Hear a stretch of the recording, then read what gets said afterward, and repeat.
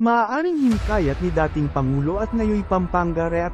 Gloria Macapagal Arroyo ang kanyang kaalyado sa politika, si dating Pangulong Rodrigo Duterte, na muling isawsaw ang kanyang mga daliri sa politika matapos itong magbitiw sa pwesto noong ika-30 ng Hunyo taong 2022. Ngunit sinabi ng dating Executive Secretary na si Salvador Media Aldea na hindi pinag-isipan ni Duterte ang political comeback matapos gugulin ng 40 taon ng kanyang buhay sa politika. Wala siyang plano sa politika, sinabi ni Senador Bongbong na hinimok ni Arroyo si Duterte na bumalik sa politika. Kakausapin ko ang pamilya ko tungkol dito, naiulat na biniro ni Duterte matapos siyang hilingin ni Arroyo na bumalik sa politika sa isang hapunan. Sinabi ni Bongbong na inimbitahan ni Arroyo, sa pamamagitan ng kanyang mga tauhan, si Duterte, sa nasabing pagpupulong, kinumbinse rin ni dating Pangulong Arroyo si dating Pangulong Duterte na maging aktibo muli sa politika. Nagkataon na magkasama kami ni Tatay Digong pagkatapos ko siyang samahan sa kanyang medical check-up sa ospital. At dahil madalang na pumunta ng Maynila si dating Pangulong Duterte ngayon, sa tulong ng dating Executive Secretary na si Salvador Media Aldea, gusto rin ni dating Senate President Tito Soto na personal na kumustahin ang kaibigan niyang si Duterte.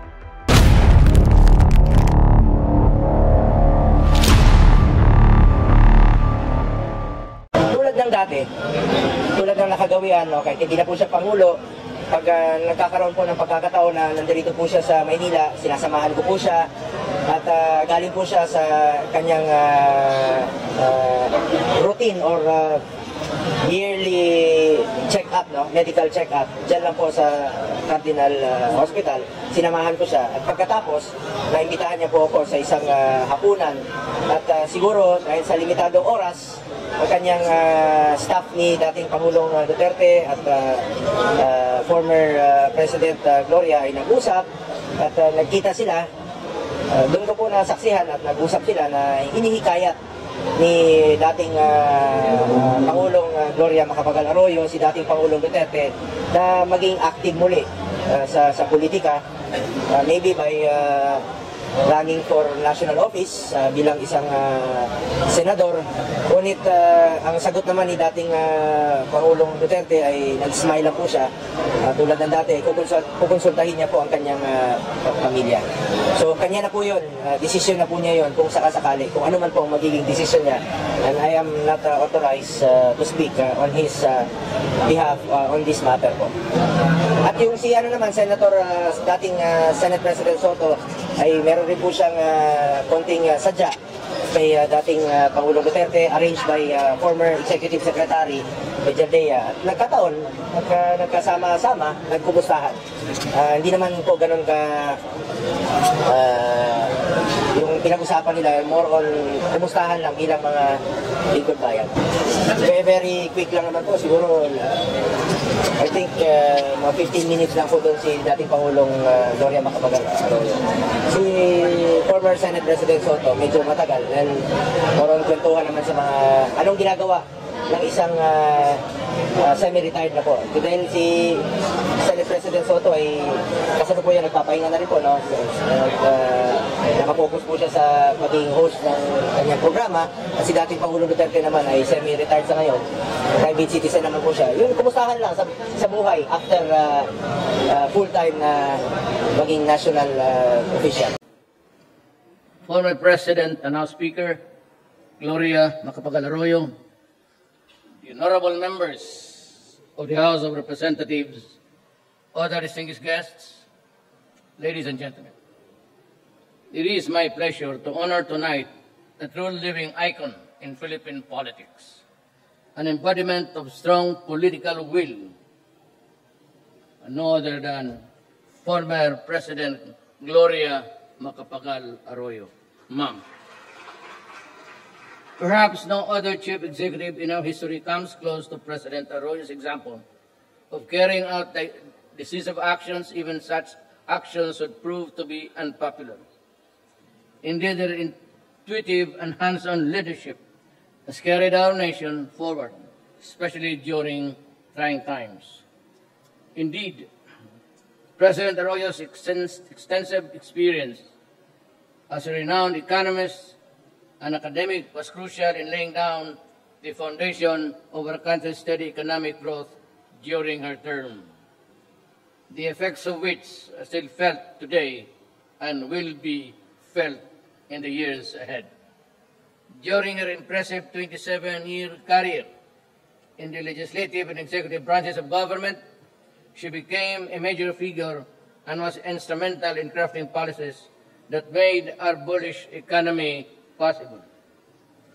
Serving in various capacities, she crossed party lines and worked with various sectors in order to implement legislation that improve our people's welfare, brought decentralization and development to the poor and marginalized constituencies, and instituted significant fiscal reforms that have sustained our nation for almost 3 decades.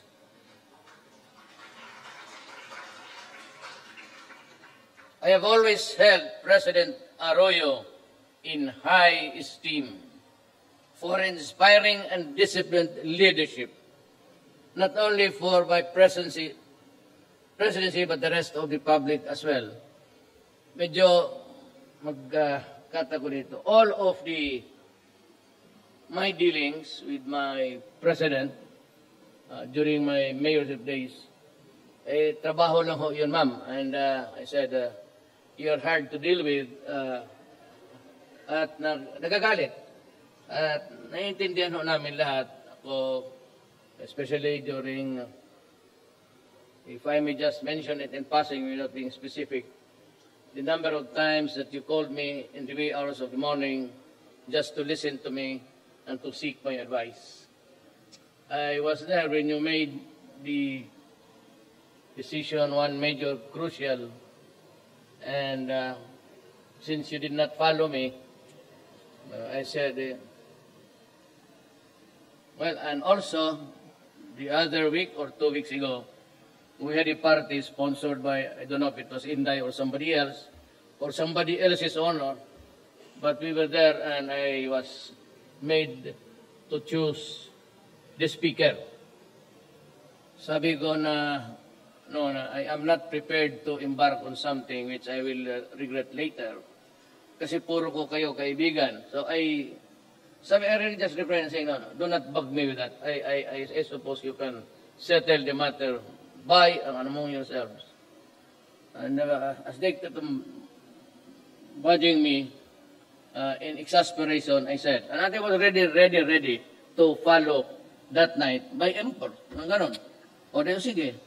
Sabi ko, we will ask the Speaker Arroyo to choose who among you. Tapos nung sinabi nila, ma'am, ikaw daw, she was quite also not comfortable, kept on saying things, hindi, kayo.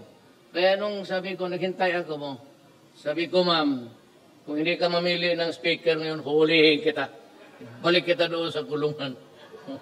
So, that was a joke. But that was how hard it is or was to really do something or decide on something which would be a part of the governance of our country here on and for the remaining years of my presidency.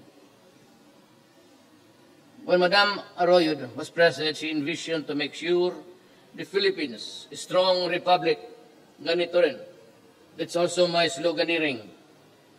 I always say that my oath of office, reduce it in a very simple term, is that I swore to protect the people and preserve the Republic of the Philippines. So I would like, at any other time, we have acquired so many armaments. And there are things, kukunti na lang, which I hope that Congress would tide us over to complete the instruments that we need in dealing especially with terrorism. I hope that by the time I make my exit, nandyan na lahat yan, because I am not belittling the events to come or the person coming in to be the next president. Hindi ko alam kung sino. And I'd rather that I live with a strong military and police and equipped to challenge the enemies of the state, especially terrorism. I see a very dangerous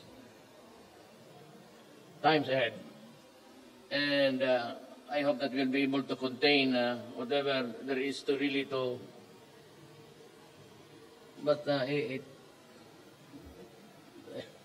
lumalabas nga yung pawis sa kamay ko just thinking about if it would go ori outside of Sulu and Basilan Islands. So that I said, I must be prepared. And nabili na po na yung mga kailangan, but there are still a few things that I must have for my armed forces and the police. And one of these days, I will call for a for a time to talkative, and we'll talk about it because it's really needed by the country. Now I only intend to make our country even stronger by following her brilliant example of a strong-willed leadership and decisive governance. Madam President, we raise our glasses tonight for the invaluable contributions that you have made as a public servant. May your legacy shine to inspire the millions of Filipinos as we move forward in realizing our dream of building a better and more prosperous Philippines for all. Daghang salamat, and I'll just do it myself. I'll give you the toast. Believe ako sa iyo, ma'am. Kasi you might want to know that even when I was mayor, and for the years that President Arroyo was there, I was really working for her. Of course, wala akong pinatay na tao na utos niya. Pinatay ko na lang kasi feeling ko gusto niya. Maraming salamat po.